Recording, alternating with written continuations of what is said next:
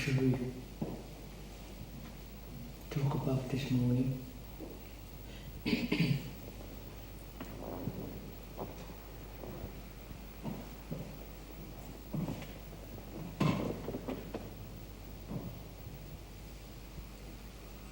wonder if we could review the steps by which we come to the need not to do anything, and then try to stay with that issue for as long as we can.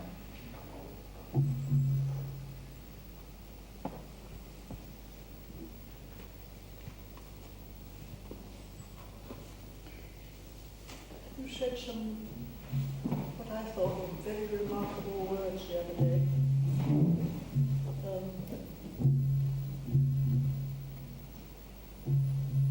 You said, I love you, and I want nothing from you. I don't withdraw that.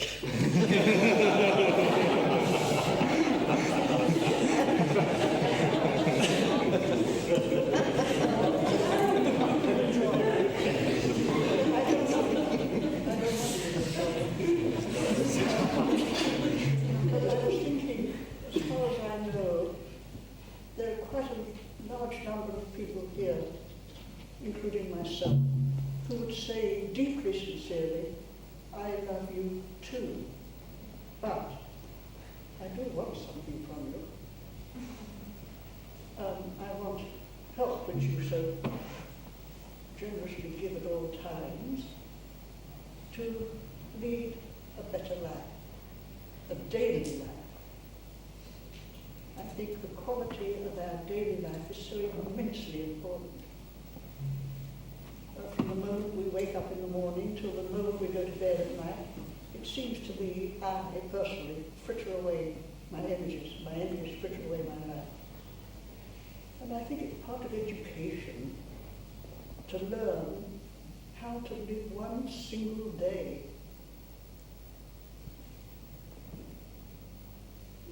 without conflict.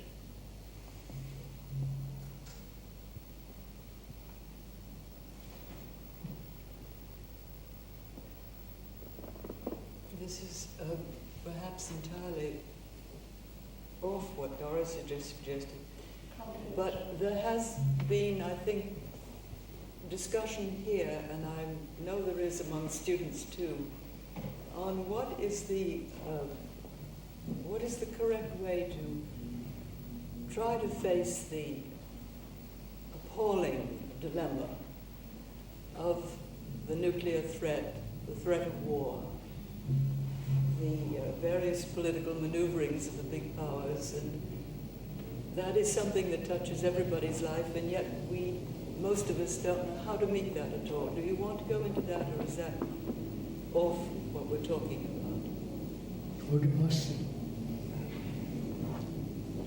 I venture to interpolate, personally, to me it would be a total waste of time to talk about nuclear war in any form while we haven't solved the problem of our own simple daily life. That's only my view. But this is part of the same thing, isn't it, in a sense? That, Well, even to link the two is, to my mind, a mistake. Yes, I'm wondering what sort of link is possible. In the sense, I'm beginning to feel that what we're moving towards is the feeling that there is very little we can do directly to affect major world issues.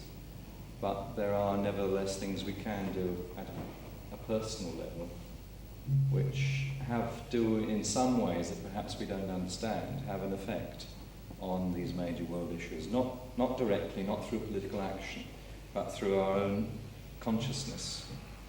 That may be... This is an idea that's beginning to form in my mind. I don't fully understand it, but I can see that it perhaps represents the only possible alternative to direct action, which simply doesn't seem to work. Do you mean that we can only do something on a personal level, and that it is absolutely useless to try and join some sort of movement, preferably a peaceful movement, a non-violent movement, and that the the uselessness of most actions nowadays is due to the fact that there are too many small organizations. They are all working in the same direction, but without any unity. And if a great man or if somebody would take the lead and try to unite these movements in a non-violent action, I think it would be better than what is being done now.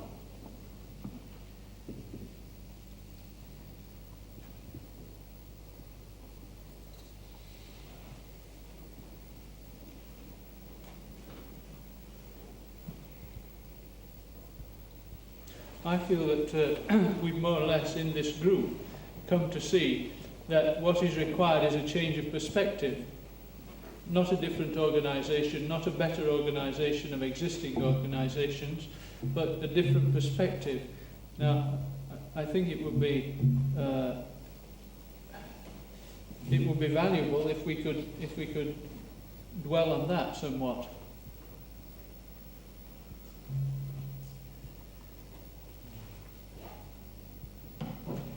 Can you say what you mean by change of perspective? So apparently, France, England, Israel, and Gaddafi, India, America and Russia, of course, have their atomic bomb.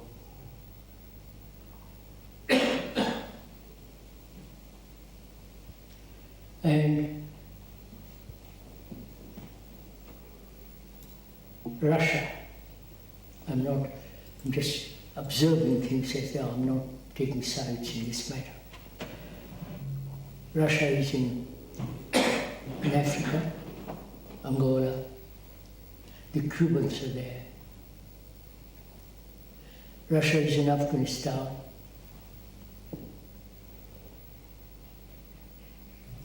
Russia has its army, 250,000 men in East Germany. You know what it's like in Poland, what's going on there, Romania. And all these countries are subjugated to Russia, terrorized, and so on. And do we encourage Russia by not thinking about all this, or thinking about it? You understand? Russia aggressively is spreading. There's no doubt about that. Do I not think about it? See, the moment I think about it, I'm encouraging Russia to be more aggressive.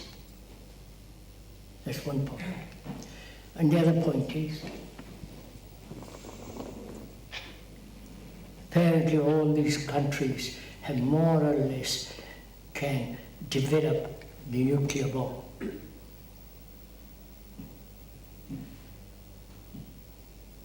And what is what to do with all this going on? The authorities don't seem to be able to deal with it. This proliferation of the nuclear bomb, right? The organized religions, which have tremendous power, don't go against it, right? Am I right or wrong? Some do in some countries, particularly Holland. Holland is a small country, so I know. They have started in Germany too. I know that, but I'm talking about organized religion, like the Catholic world doesn't say, look, I'll excommunicate anybody who takes part. Certainly. They don't do that. If they did, they would be wiped out. So organized resistance to all this apparently doesn't do anything either. Demonstration. That's been going on in Germany, in America, little bit in India. in Germany too, in England too. But apparently that does very little. So what is one to do? Join a group that says we're anti-nuclear business?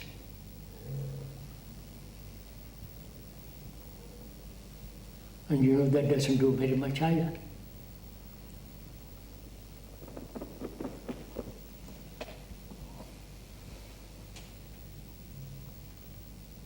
Do you think it may depend on how many people join? If more, there were 50,000 people in Berlin. Moment, lots of people, million join, say for instance, 10 million as in Poland against, all that's taking place. There'll always be contention in the organization, which way to do it, which. Right, sir? So what is one to do? Not think about all this? Every morning the newspapers have headlines about all this. Isn't the first thing to see that, all political action is wrong? It's obvious. I mean, but part of the problem is that many of these organizations that are supposed to be, thinking about these issues turn political, and the moment... They're also in great difficulty, aren't they? Yes, they are. Because what are they to do? You heard last night probably Labour talking about it, not having nuclear bombs in England.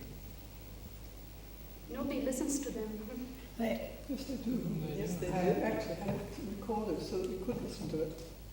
Yes, I mean, when I say listen, nobody really takes any serious note. But can we take a concrete example, please? Now, France has a new government. At the head of that, the French president of the Republic is a man who always said he was against atomic weapons. But did you read this morning paper? Yes, that's why They're talking about atomic. the neutron bomb. And on the same day, he inaugurates the United Nations conference for poor countries and a nuclear submarine. And today he says we are going to manufacture, what do you call it? That new bomb, the neutron. Thank you, the neutron bomb. So that is probably a dilemma for the men in power. Neutron bomb, that is, kill the people, but keep the buildings going. Lovely idea. For Splendid idea. Huh? No. Christian G, we talked about this the other day, and quite a few people felt that, okay, I understand that there's violence in me, and I must look at that. But perhaps also I should join some organization which is non-political, or which is against the bomb for my country. What's that? Against your... It's like, for example, in England. I join an organization which is non-political, but it is for unilateral disarmament. How can it be non-political? Yes. Well, I mean, you're trying to influence politics. it's not my opinion. I'm just saying that this is No, I know. a. So what jolly good will it do? In this morning's Herald Tribunal and yesterday's Herald Tribunal, it's reported that Haig has modified his views about deployment of arms in view of the peace movement in Europe.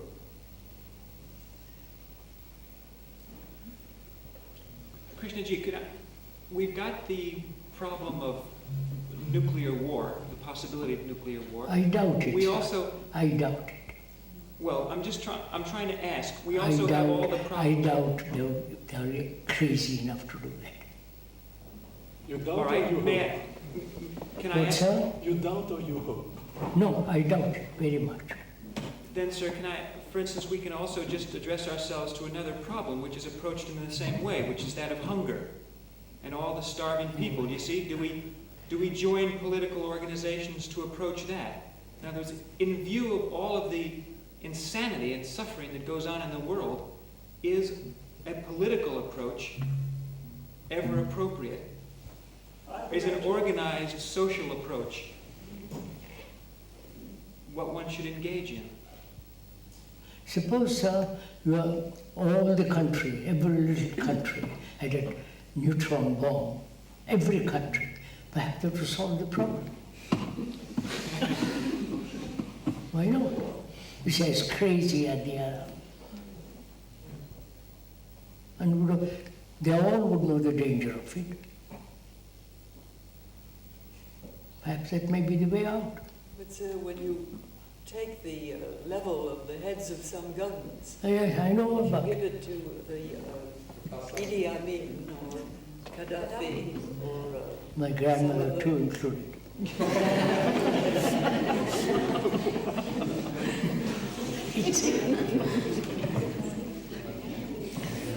Krishnaji, the question seems to be, in view of all of these things, what is right action? What is one to do? How is one to live? So if you Seeing all have these things votes, exist. you elect the right kind of people. And also, I think it's very significant what Jim Fowler just said, that Haig has thought twice about what he came over to do, because of the energy of the people in the countries that he went to. And they need petrol. So Saudi Arabia, don't talk That about is what it. he said. I've seen it myself. Can I say, I think Brian's point about non-political action, in a sense, is significant in one very important respect, in that movements such as the anti-nuclear movement have tended to be associated with particular political opinions, and I think that this, in a sense, has diminished their value. There is definitely a possibility, as I see it, for movements which are essentially apolitical, but which must nevertheless work in the political arena, because it's after all political reality that we're dealing with. I feel some degree of hope that there's a possibility of a depolarization of political opinion into areas such as that. You heard last night the Labour Party saying no atomic bombs, withdrawing from the common market and so on. But Britain is also selling armaments. So on one hand you say all this, on the other hand you encourage every... So, Excuse me, sir, but when you say vote for the right people, that's what most French people thought when they voted. But you vote for the right people, and when they are in power, you discover they are the wrong people. Well, yes, they go mad. They go back. Yeah. Power corrupts. So what's good of talking about it? Could one try it like this? That I will only act, if at all, with other people where there's a sense of cooperation which has nothing to do with a common cause, but is something which actually one can work from day by day and is not brought together by any particular belief. And from there, things may happen, like this school, for instance, or other things. But I won't join a group because of a principle. then why join? Exactly. I mean, why would you seek out a group? I wouldn't. Yes. Well, I mean, then there would be no problem because you simply wouldn't join.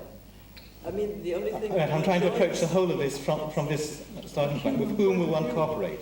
In what way can one cooperate with other people to do something which won't become divided and troublesome? We don't know how to cooperate, do we?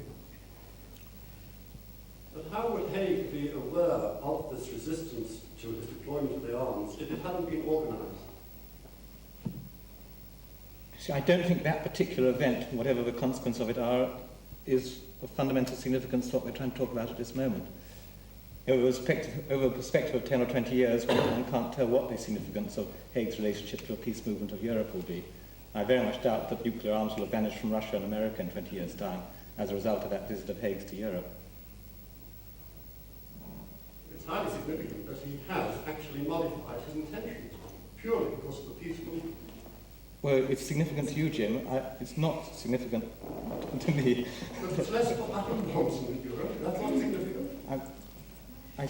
I still think it's a lack of the inability of people to work together with cooperation for a period longer than 2 or 3 days, and that's really significant, except when they're held together by some cause, and then they do something over a period of months or years, but then that turns out to be dangerous in another way.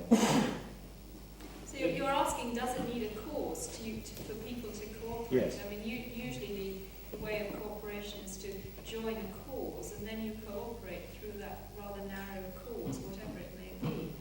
So you're asking, is there another way of cooperation? I was wondering if that was a question we could look at with a starting point, just a proposal.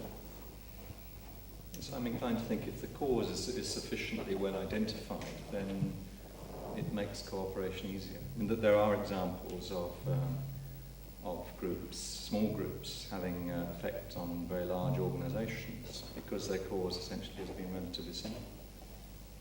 One that comes to mind, although it's not totally appropriate to this audience perhaps, is an organisation called CAMRA, Campaign for Real Ale, which managed to persuade the large brewers to improve the quality of their beer by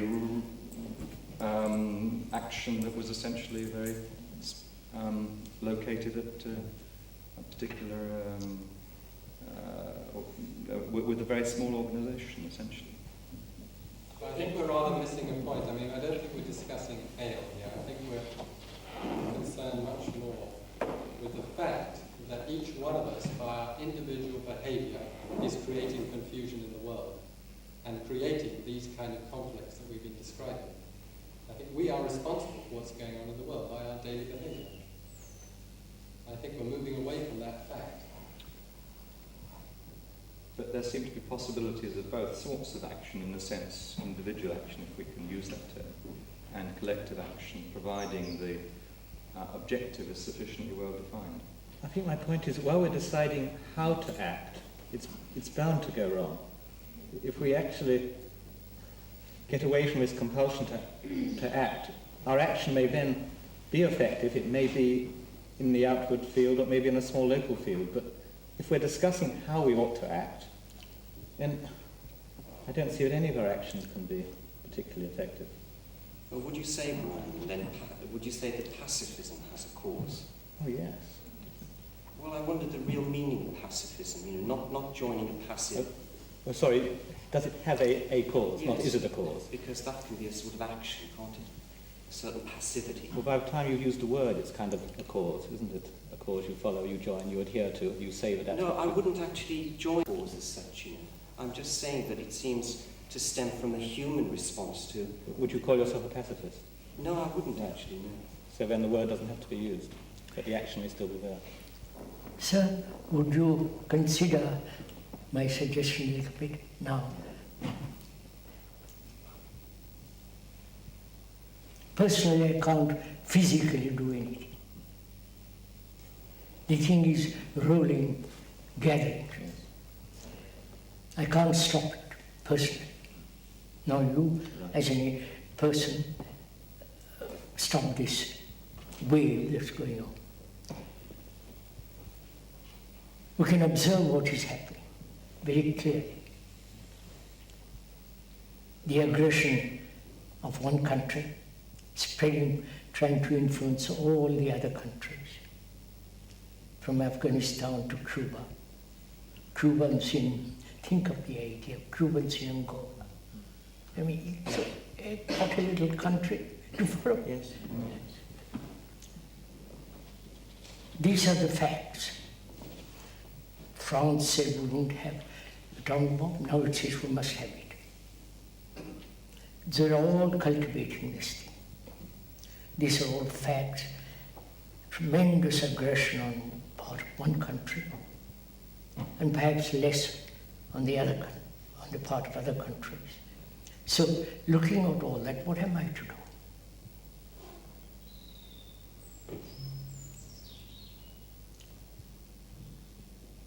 My talking to people will have a little effect. Yes. Perhaps I have talked to some prominent politicians, and they say, yes, you go and talk to the other country and stop them, and then I'll stop. This has been the argument. I've seen all this. So I see, what am I to do? I can talk, write, shout, but it has very little effect. Is there another level of consciousness which we can touch? You follow what I'm trying to get at? Yes.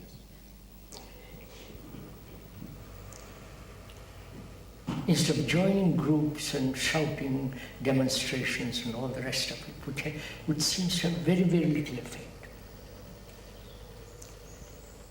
Is there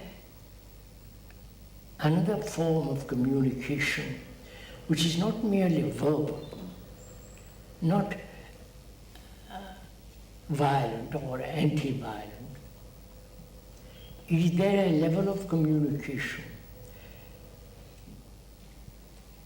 which unconsciously people can capture? I don't know if I'm conveying this.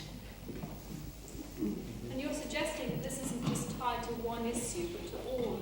I'm talking about all Something issues. just one issue. Oh, whole thing, the whole The thing, whole lot. whole lot, yeah. Another quality. Whole bag. Krishnaji, I don't want to play devil's advocate here, but the Play. common opinion, you see, you said that the demonstrations and the shouting and the marching and all that doesn't have any effect. Very little effect. Very yes. little effect. Now the argument is that we're simply not doing it well enough. No. We need more people, it needs to be better organized, we need to shout louder, march farther, gather more numbers. But they are doing that. They're doing that. They are doing that very, very well. Well, people say that it's not well enough. We need more I mean, numbers still. what's happening in Ulster and so on, so on. This is all fairly obvious, right? Well, it's not so obvious apparently. Obvious in the sense it is having very little effect. Would you? I mean, atomic bomb or the nuclear bomb is being developed by countries. There's no question about it. We're not going to stop it, except if all the scientists in the world said, sorry, we won't do it, all of them, then there's a possibility. But the scientists are not doing that. No. And even now, high school students, as we, can build them, you don't even need a scientist. The religion, heads of the really powerful religions are not saying, stop it. So you're saying, Krishnaji, in fact, that no amount of demonstrating and all of that. It has very little effect. But Krishnaji, it has had a limited, granted that it's limited. Agreed. It has had an effect that made for great change in various instances. In certain instances, I agree. So people But pursue that. But I'm talking about war, the nuclear bomb. Will demonstrations stop it?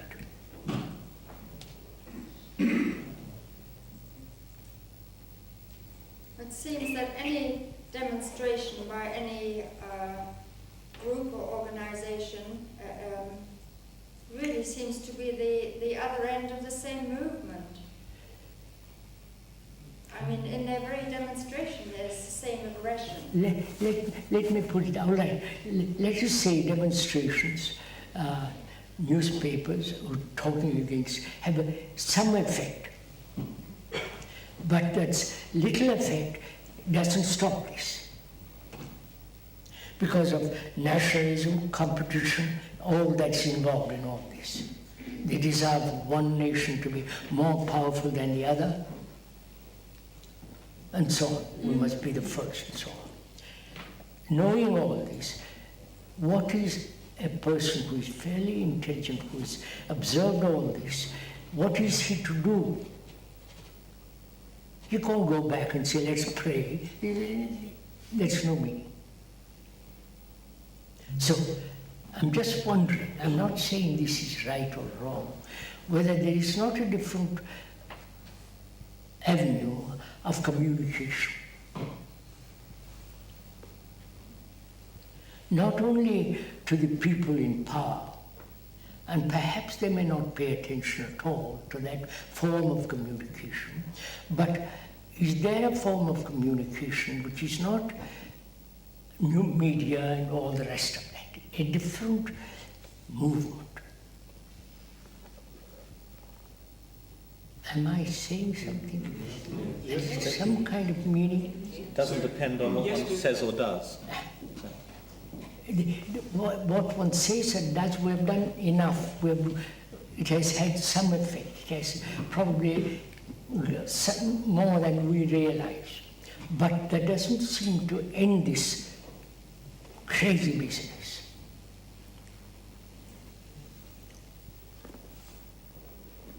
So, we've been thinking a lot about our relationship with other individuals, people, lately, but now we're thinking about international problems. Now, one tends to separate the two, but if you read in the paper that Russia has moved into Afghanistan, can one be in relation to that in the same way that one is to other people, not fear, seeing it, without a reaction?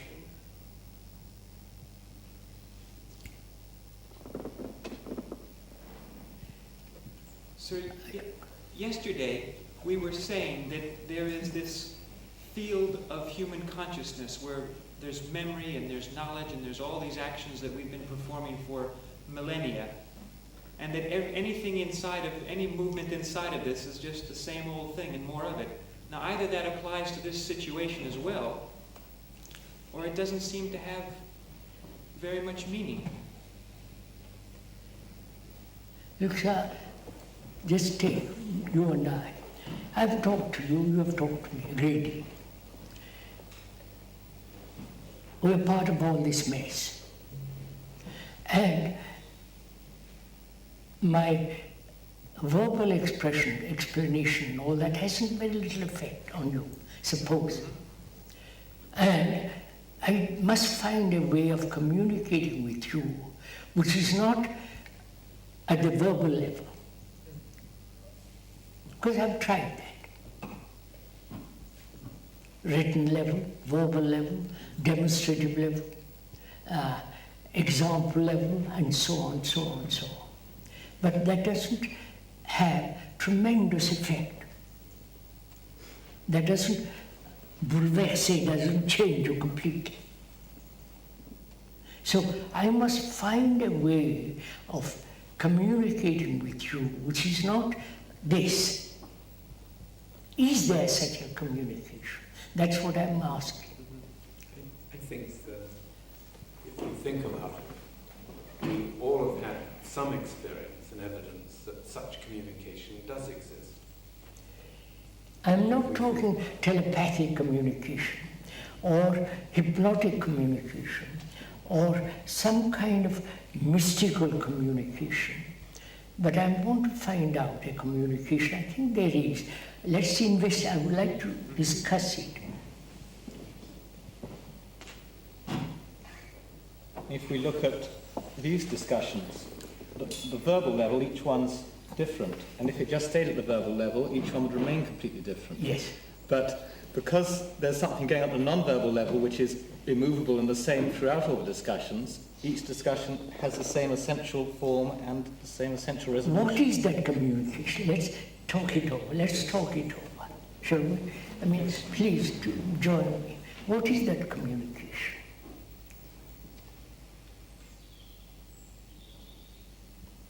Say, for instance, I used to know a Benedictine monk. He used to come to Sarnan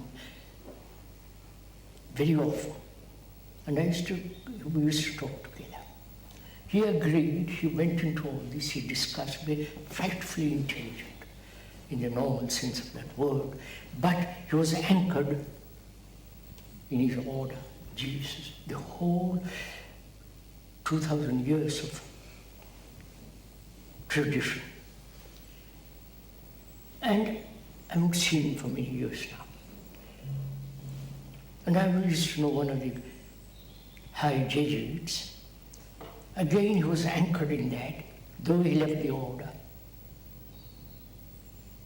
And so on, so on. there must be a communication which is non-verbal, non-example, non-demonstrative, which will affect them profoundly. You follow what I mean? Not just superficially. Which isn't an example, that's it. And that example doesn't work. Example or influence, all that becomes taught. Not a silent example of just being good, friendly, anything like that. That doesn't work at all. Is this in a way that they understand? Huh? You say there must be a profound effect. Is this in a way that somebody understands? I don't quite understand. what you Mentally, mean. you mean? Huh? You see, Or does there need to be a... You investigate, sir. Don't ask me. Let's investigate together. Well, I would say personally that there's not necessarily a mental understanding of it in the first instance. Do you mean conscious? Conscious. I would say that comes later, possibly. because understanding usually means a conscious recognition of something. That's why I don't quite understand what you're saying.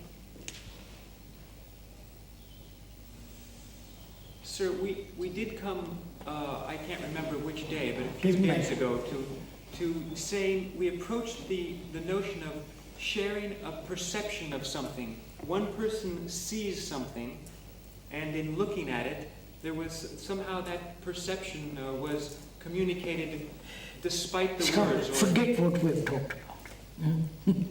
Totally forget altogether. Begin again. Which is, I want to tell you something. I've talked to you daily. I even became the example, suppose, all that. And yet that I haven't really communicated with you. Because communication means both of us see the same thing at the same moment, feel the same thing at the same level, and so on. Right? Apparently, words, example, books, that doesn't touch that chord. Now, I want to find out by examining, discussing, investigating, what is it that really can be communicated so that you and I meet at the same level, at the same time, with the same intensity. I don't know if I'm trying to convey what I'm talking about. Well, from what you've just said about the Benedictine monk, Yes, but what you mentioned was that he was still anchored. Yes. So you're saying that until he pulls up his anchor, he can't listen to that? No, don't forget what I said about Benedict.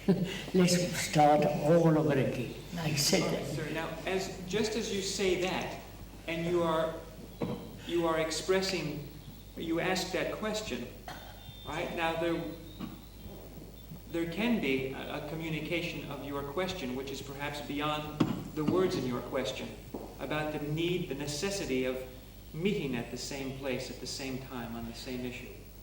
Now, how does something like, if Go that... on, sir, investigate. Don't ask me, investigate. I don't know how to investigate without asking. Ask yourself. Sorry. Go ahead. We're not really talking about a communication between individuals. No. At this point, are we? No, I'm not. Right. So, I've tried that. I've tried to communicate with my son. And my son listens to me, likes me, somewhat has an affection or respect, whatever. But the other influence of other boys, other society is so strong that what I say is very little meaning to him.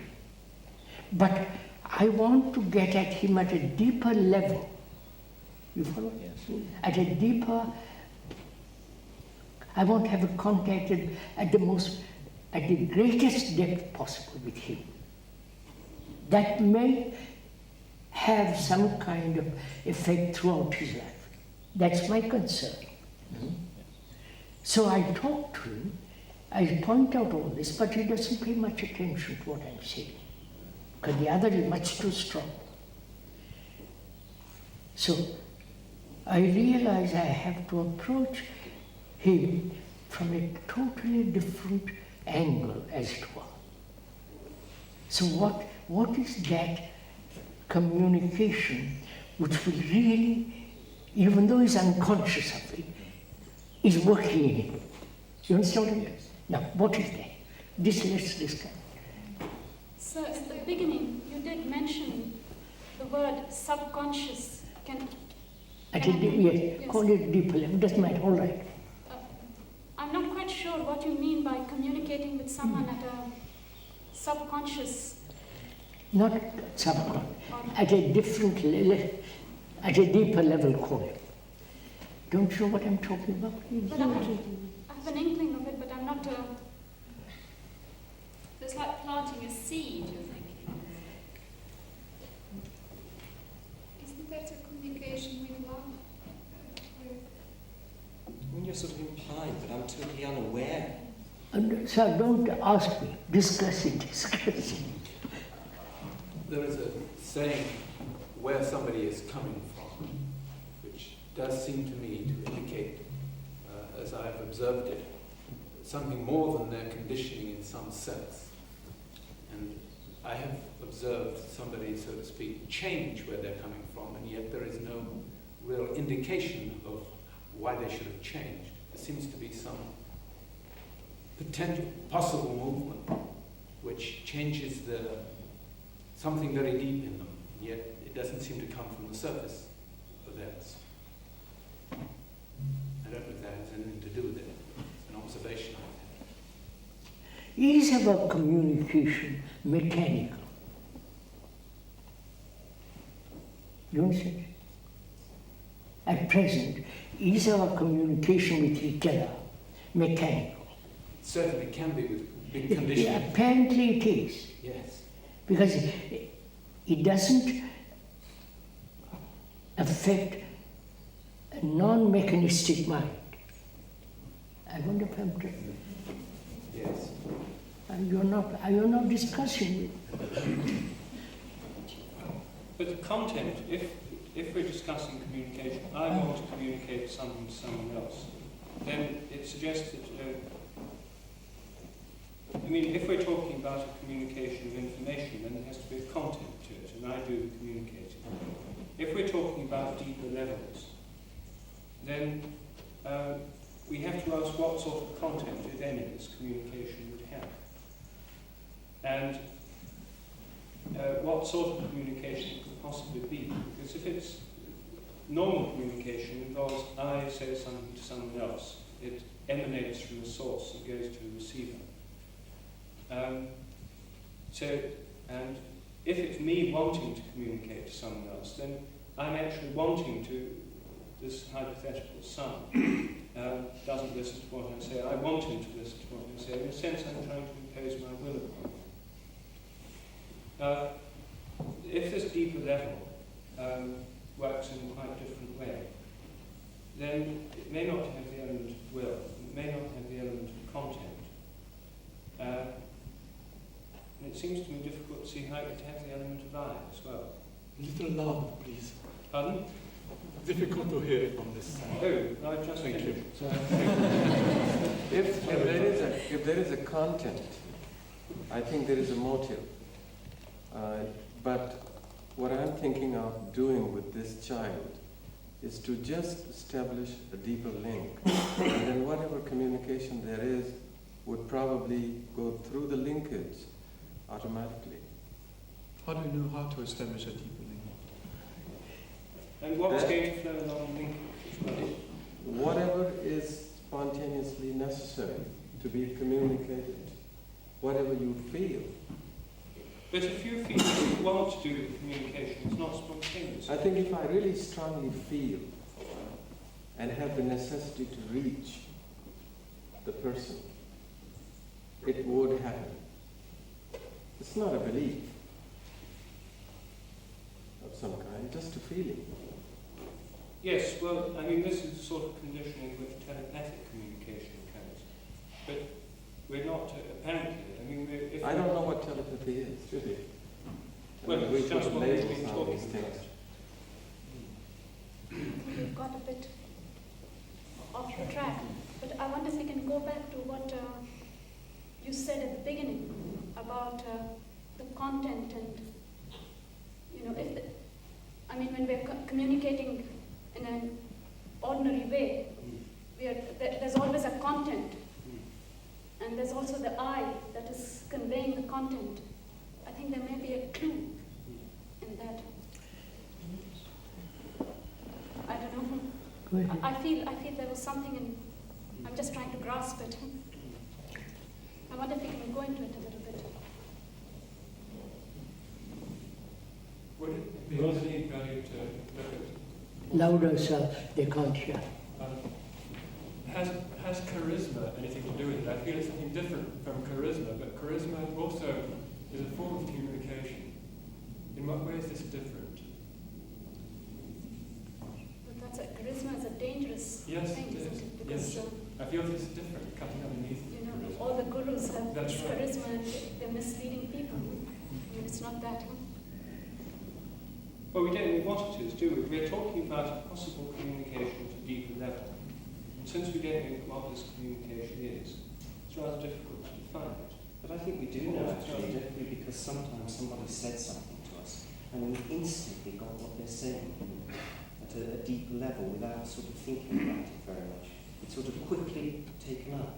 And I'm just wondering if that's the sort of thing, if you like, that one has to talk to when we're involved in this sort of But then discussion. they'd have different content. Is that what we're discussing? I thought it was... Yes, but it would have content then. I mean, this would be a sort of understanding, wouldn't it? I mean, you can have sort of conversions to different points of view. I mean, I was converted to CMD on stage by somebody explaining it, and suddenly I saw the whole thing completely different point of view and became a supporter of the CMD movement. And there was but that was still a thing with concepts and a normal kind of communication. And as we just decided, the fact that I or anyone else was converted to CMD hasn't abolished the nuclear weapon. You know, there was a point made about to communicate and to be able to actually meet a person, one needs to meet that person with the same intensity. And it seems that one of the things that's missing is the intensity when, if there's a lack of intensity on one or the other part, obviously there is no communication. In other words, the female on two is being seen in communication on two levels, and therefore there's no communication as such. I mean, we've gone round and round about to come to the brink several times of, we've explored that communication, or to see it with clarity, that words and the usual forms do not bring about the space that's necessary for a change to come about in us. It seems that we retreat each time. Now, what is this? Can we explore this point of where we retreat instead of just remaining with the situation where we can see that we cannot go any further, one way or the other, because nothing ever gets resolved. We just repeat and repeat and repeat. So, could we investigate the possibility, is there a form of communication which paradoxically has nothing to do with communication? Yes, as sir. we know it? Yes, sir. Yes, sir.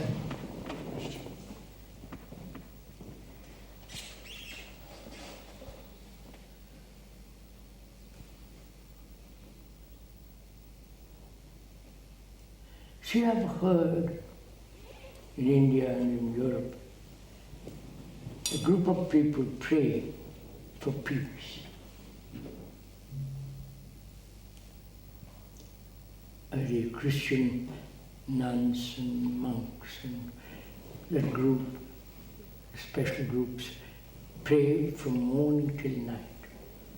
I'm not saying it's right or wrong, I'm just looking at it.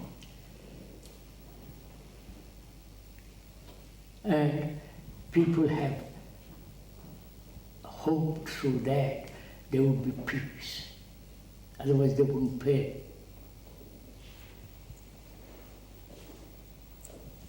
Is that an indication? I'm just asking, I'm not saying it is. Is that an indication that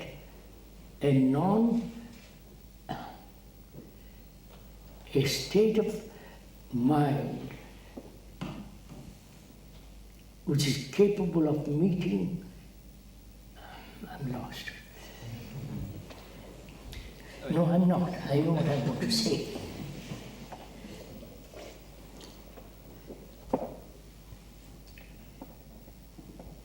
Let us look at it this way for a moment. There have been good people in the world. People want to be good. And in the air, as it were, there is a reservoir of goodness. And also there is a reservoir of that which is terribly evil. We use the word evil just to convey. Unrelated. It's not, good is not the outcome of evil. There are two separate activities in human beings. There have been tremendous lot of people, great many people in the world who have said, let's be good, let's talk about goodness, let's write about it, let's think about it, let's try to live it. And there is another group, say, the terrorists, all that, which is evil. It exists in the air, right? Must exist in the air. After all these million years, like the television, you know, what do you call it? Waves.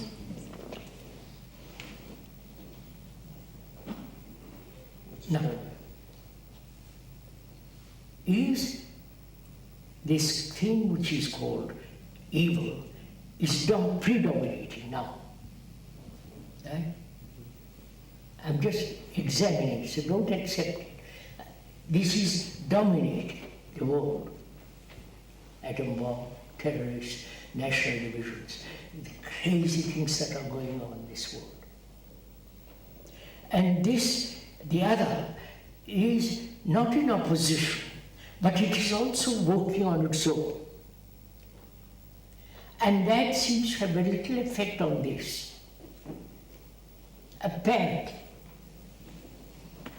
Right? Are we together so far? I want to examine this a little bit. Perhaps even a diminishing effect. Huh? You could say perhaps there's a polarization of the two. Which is synthesis of the two? No, a polarization of the two. What do you mean by that? Well, it seems to me that the good is affecting the evil less and less and vice versa. That's right, that's right. That's what I'm saying. The good is affecting less and less the other. How do I make that thing which is good all enveloping? You follow my question?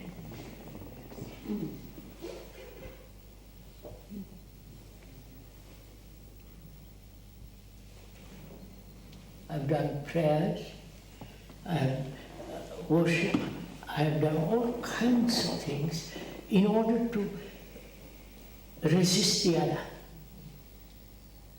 But the other is getting more and more dominant, more and more powerful. And the other is getting less and less. Right? Apparently, let's see, don't discuss the ratio and all that. And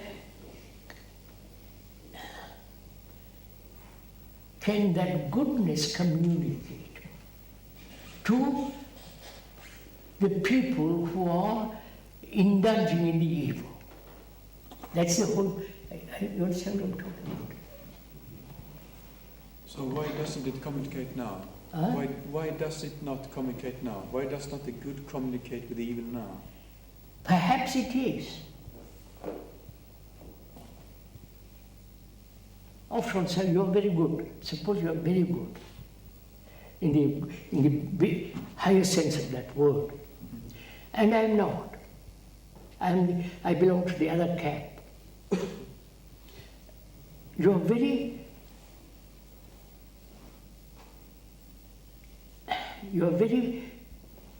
being good is somehow affecting me, though I may not know it. It is not some mysterious process. It is a chemical process. You follow? It's like fresh air and air that's been polluted. The fresh air is always coming in, but I'm always polluting it. So how do you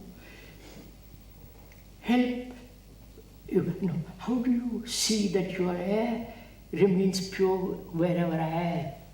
I don't know if am I conveying something? Yes. Are we talking about some form of communication which is not intentional? This seems to be, in a sense, the missing word. I mean, I can conceive of communication which is not intentional communication. I find it very difficult to understand communication which has nothing to do with communication. This doesn't seem to be saying anything worth saying. But there are maybe forms which are not intended to communicate, which nevertheless do.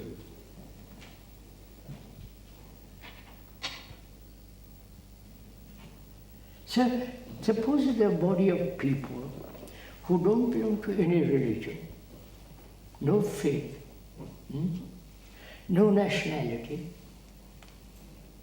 who have in themselves have completely abandoned any form of violence, which means no fear and so on. If there was such a group of people here on earth, not in heaven, here, they would have tremendous effect. Not the effect of through a media, through a, you follow what I mean? So there is a communication which is not through calls, institutions and all the rest of it. That's all what I'm through a change of state. Huh? A change of state in the environment that communicates. But it's probably simpler than that. They simply haven't set up any machinery for communication. And yet in some way they do. Are you saying that it isn't communication in the active sense of something being given out towards something, but simply the fact of its being? That's all I'm saying. Yeah, that's right, that's right. Is it to do with the clarity of the person who, from whom it comes?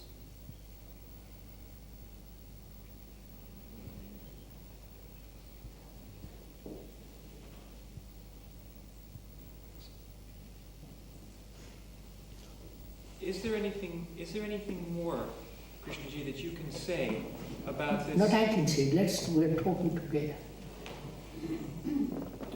Well, sorry, I was going to say, in this idea of the group of people, is this whatever happens dependent on the size of the group? Would one person be as good as 10, or 10 people be as good as 20 or 100? What is the role of the group as opposed to a single person in this process? I don't let even call it a group. A number of people. I don't know how to put it. To eliminate the quantitative element. No, that's It could be just one person. If it's a very yes, sir. You suppose you are not supposed. You may be. You have no nationality, no identification with any sect, any religion, and you are free of fear and so on and so on. You are an extraordinary person. And you do communicate by your very existence, you are communicating something to me,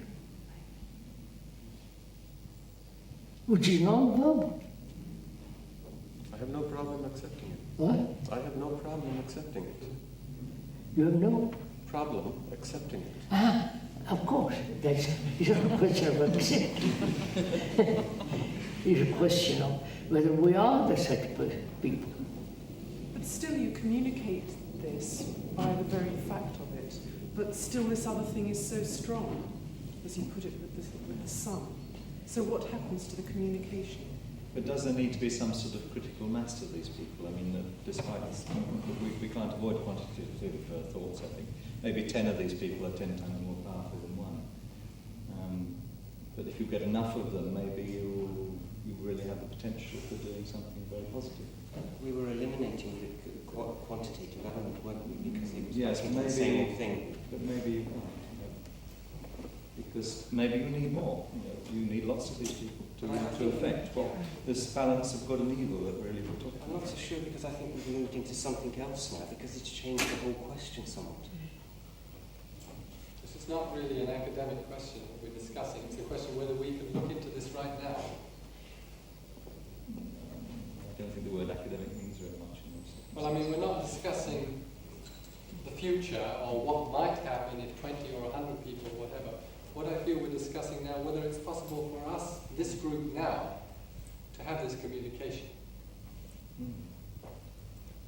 Numbers is really irrelevant. Well, I wouldn't accept the numbers are totally irrelevant, but I can see. Well, or whether, I mean, leaving the number, you see, if there's a sort of balance of power, good and evil, like Russia and America kind of thing, we're talking about that kind of thing, then it'd be a numerical thing. Now, if you could sort of jump up to another stage where you weren't talking any longer about this balance of power, but not in terms of just hydrogen bombs, it's a sort of, if someone had, as it were, a super bomb to blow up the entire universe, then this would be in a different order of, we'd be talking about a different thing. Now, so then it might no longer have this quantitative element. You might just need one of these super bombs to blow up the entire universe. Then the whole question about the balance of power, good and evil and so on, disappears. Disappear.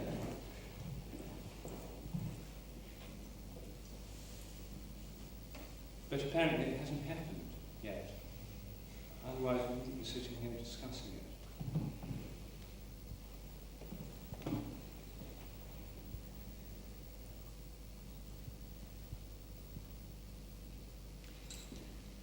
Sir, you've asked us to look at this communication discussion. It seems that it's so elusive, so difficult to get any perspective on it at all. I don't know how we can discuss it. I don't know if we can. You talk, even you're proposing how does one meet at the same place at the same time or with the same intensity seems something which is beyond what we are capable of discussing. Well, I understood it wasn't very mystical, because I understood that we really are doing this more or less, but that is a process going on. Not quite, sir, not quite, but go ahead, let's talk about it. Isn't it the old difficulty, if we approach it as individuals, we get absolutely stopped. But if it's a fact we're not individuals, there is this communion or whatever that's here, but we constantly destroy it or ignore it or lose it because we are thinking of ourselves as individuals. And so then we start asking, how can we communicate with each other? So, is it a problem to you not being able to do anything about all these terrible things that are going on? Is it a problem in the sense, like hunger is a problem if you have no food? Is it an acute problem with you? How do you put it? Let's talk about the atomic bomb, let's talk about, It's a problem. Is it an acute problem to you? That Russia is spreading like wildfire. You know Russia, I don't have to describe all that. I feel personally it is a tremendous problem, very complex problem. So I have to do something about it. And I cannot go and demonstrate, that's too silly. Or join a group or form an organization that doesn't, it seems so utterly infantile with this, in front of this enormous problem. Right? That's what I feel, it's infantile, all this. Immature, whatever I like to use. So what am I to do?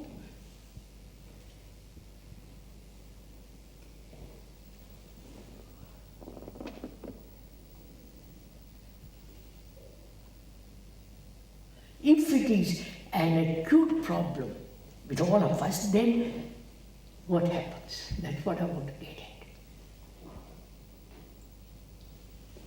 Not intellectual problem or emotional or sentimental. Don't do this, don't think about the Russians, because if you do think about it, they'll become more aggressive. That's also, they are aggressive, don't I mean? You can't make them more.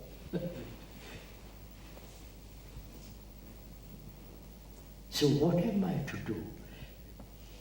Confronted with this enormous problem.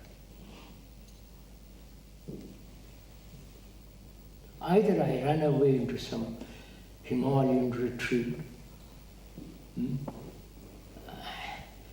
I can't do that.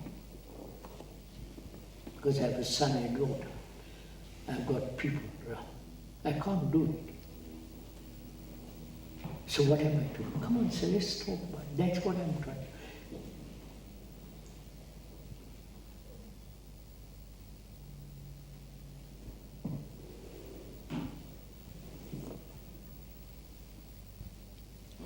So you ask a question like that, and one feels stumped. There doesn't seem to I'm be not stumped. I'm not stumped. I'm asking, is it an acute problem with us? As it is for those people who are living in Poland now, or in Romania, or in Hungary, who say, my God. There was a letter from one of those people who are living in Eastern European countries to this famous author whom I used to know. He said, don't talk about, for God's sake, peace. Advocate war, because then only we should be free. You follow? It was a tremendous burning problem to be trodden down. You follow all the rest of it. So if I feel this is a tremendous problem, and I know I can't resolve it, I can't change Miss Thatcher or Miss Mitterrand or Brezhnev or Mr. Reagan's mind. I can't. Even Brezhnev. So what am I to do?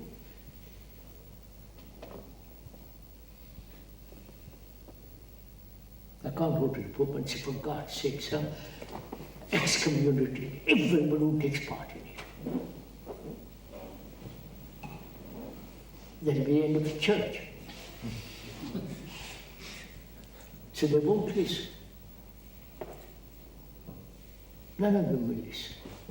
So what am I to do? You don't.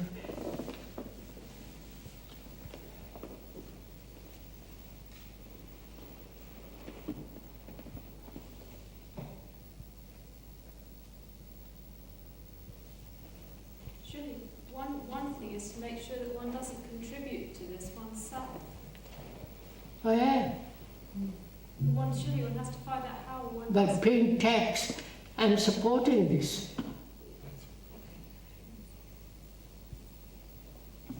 By buying a stamp, I don't just mean in something goes out of it. I don't mean sort of physically. I mean sort of mentally how one in oneself lives one's life, that it doesn't contribute in that way, not just. May I ask, is it an acute problem with us?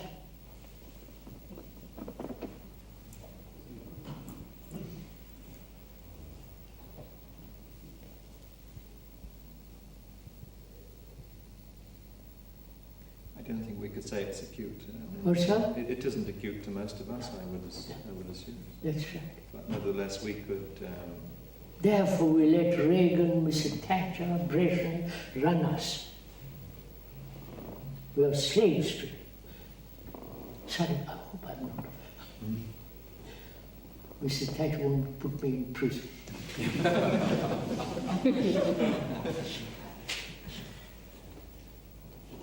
No.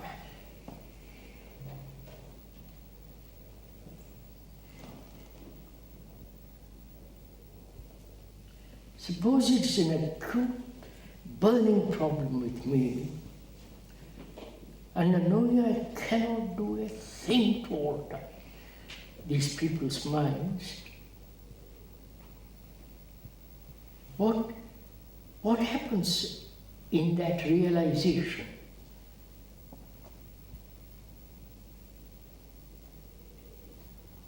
Do you know?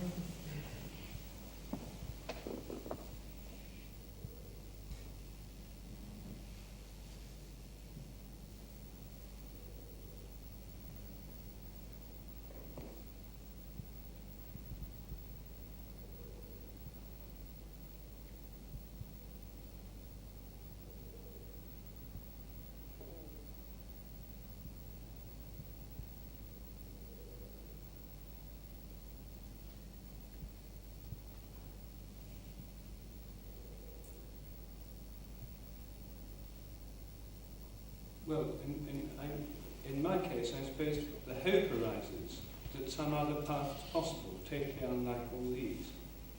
I mean, it generates a quite unreasonable feeling of hope. I don't quite follow.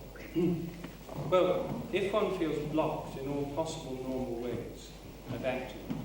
That is, I'm blocked. Yes. Therefore, because it's this feeling of being blocked is intolerable, and because if one really does feel it as a problem, one can't just sort of forget about it and get on with something else. Oh no, can't get on with something else. No. Well then, in that condition, the only hope is a sort of vertical takeoff into some other state. I mean, there doesn't seem to be any possibility. That's what happens, sir. That's what actually takes place when I realize I cannot do anything to alter the course of these leaders. So it's not, he said that there would be a vertical takeoff. I mean, does it happen? Or do I turn my back on it all, which is meaningless? Or the very realization that I can't do anything has brought about totally different elan. I don't know if a totally different kind of energy, which is not the energy of causation. I don't know.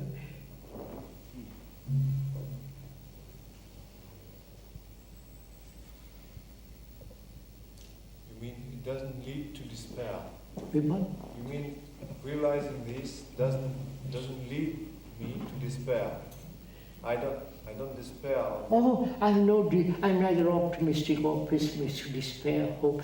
That's all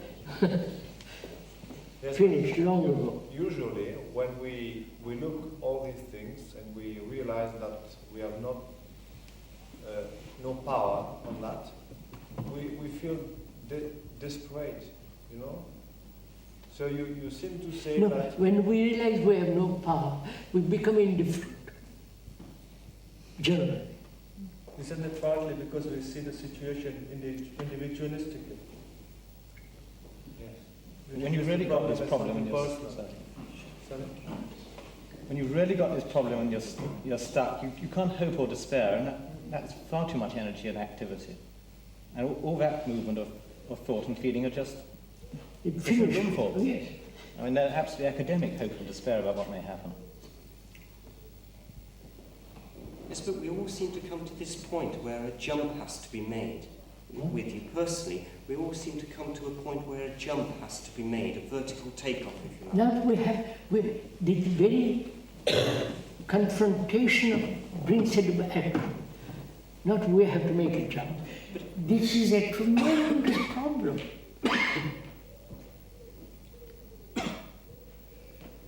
And I can't solve it. I know, so sometimes I think maybe I'm in an illusion, listening Oh, to no. you. I'm sorry, I don't want to be offensive. Afghanistan are killing each other by the thousands. In Beirut. The concentrating camps in Russia. Yes, I know that. I am aware of that, truly. But something seems to be lacking. Is it that it's not a problem to us? Yes. That we don't feel responsible for all this? I do. I'm aware that you... As a human being, my grandfathers, everybody has contributed to all this.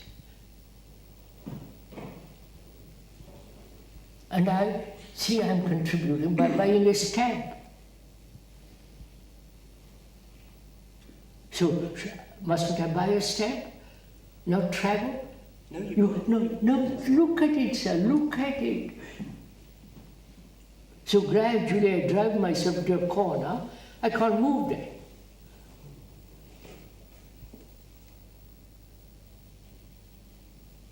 By turning on the switch, that electricity, petrol, you follow? The whole of it.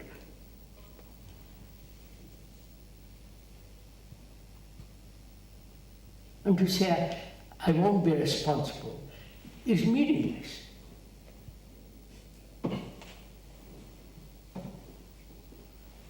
So I have to say now, I will come to a point that whatever I do is contributing to this horror. Whatever I do. So, would it be that we feel partly responsible in our small field? We don't. You seem to say that we are totally responsible. Of course, I am totally responsible. We're all totally responsible. And normally, we feel partly responsible in a small field. Is not So I'm totally responsible as long as I'm a nationalist, as I recognize a country, a belief, all the rest of the business. It's only I'm totally not responsible, I'm out of it.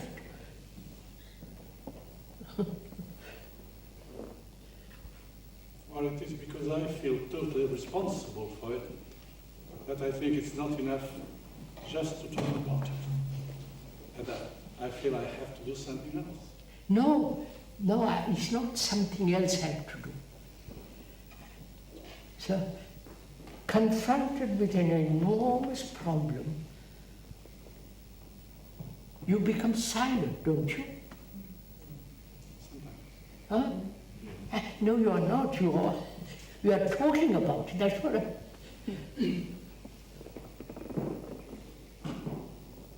I cannot solve this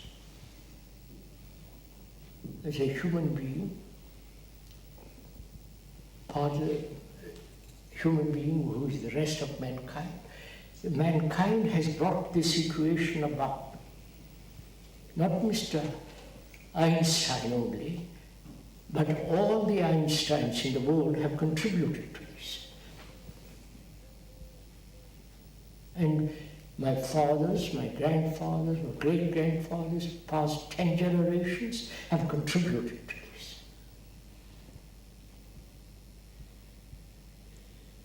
And confronted with it, I feel I'm incapable.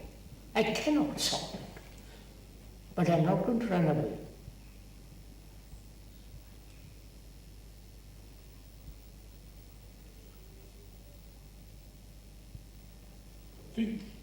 So you're missing what takes place in you when you're in that position.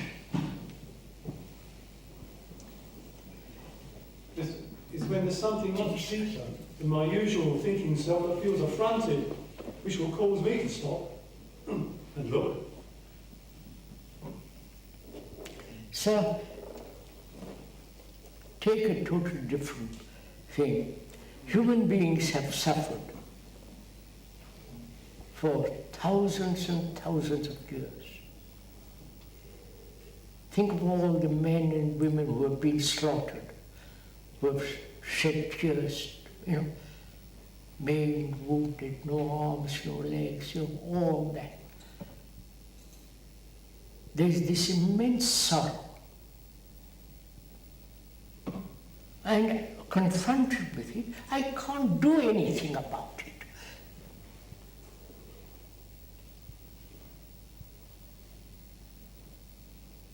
So the fact comes, the realization comes, as long as you are belonging to that, you're contributing to it. That's all.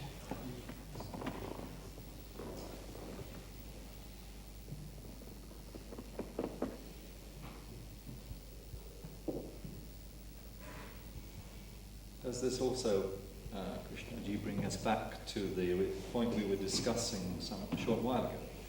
Maybe if we feel intensely about something, that this releases energies which are able to communicate to others. This seemed to be where we got to, and we seem to abandon that point, and that, to me, seemed to be very important, because this was leading towards an alternative strategy for looking at these problems.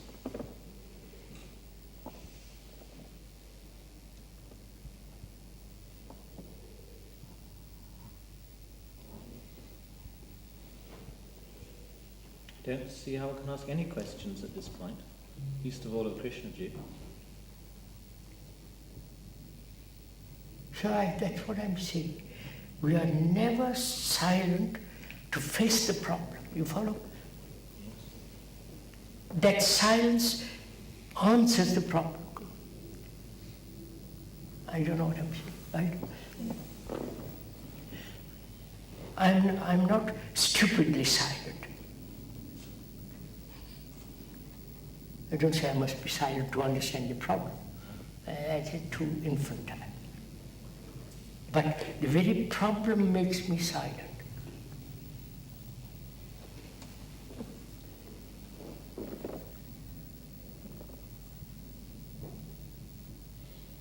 And I'm naturally a silent person, therefore it goes through my, you understand?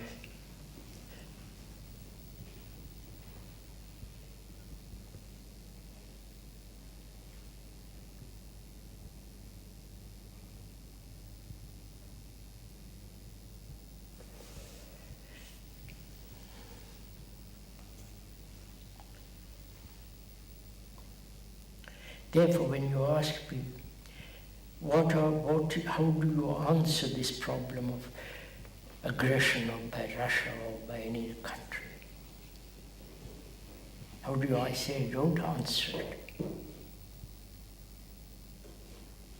My answer, if I answer it, will be according to my condition. Yes. But if I'm not conditioned, my answer will be entirely different. So my concern is to free myself from all this nonsense. Which takes up all our energy. Huh? Which takes up all our energy most of the Yeah, time. man.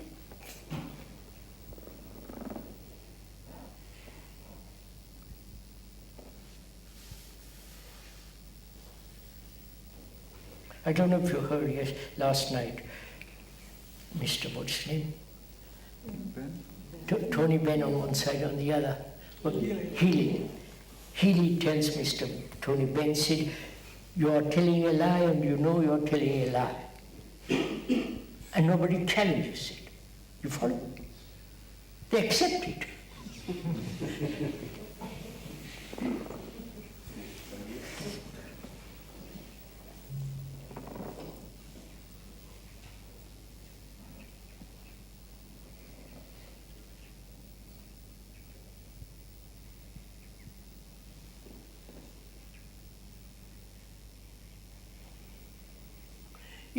Is it that we haven't got humility? Is it not to be cultivated? Real humility in front of something enormous.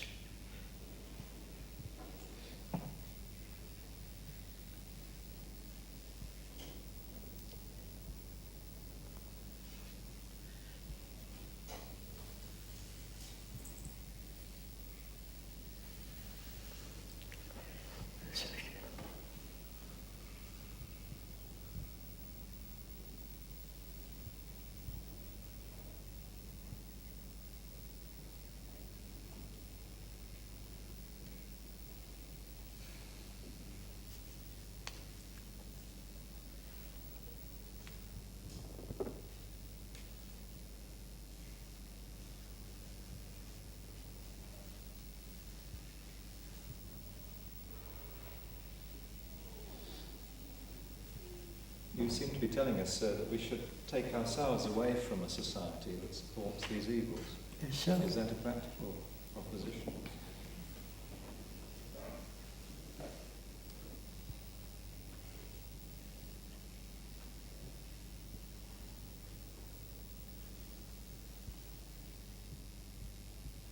Do you mean also, sir, that we cannot be partially good?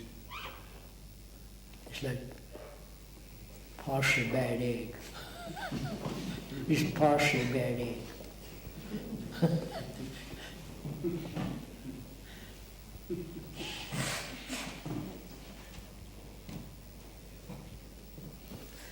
Do you remember that lovely story? His husband is taking his wife to the hospital because she's just on labour. And as they enter the hospital, the husband says, "Darling, do you really want to go through with this?"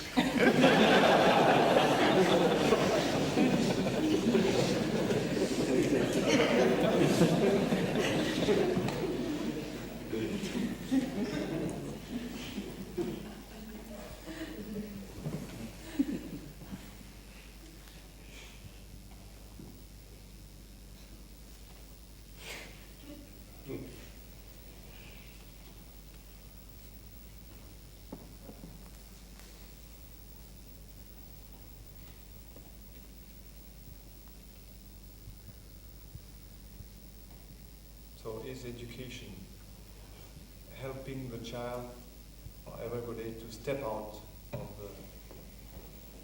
this mess? Not to be accustomed or to find his way in the mess, but to step out of it. So, to realize that you can't do anything in front of this utter confusion requires a great deal of intelligence.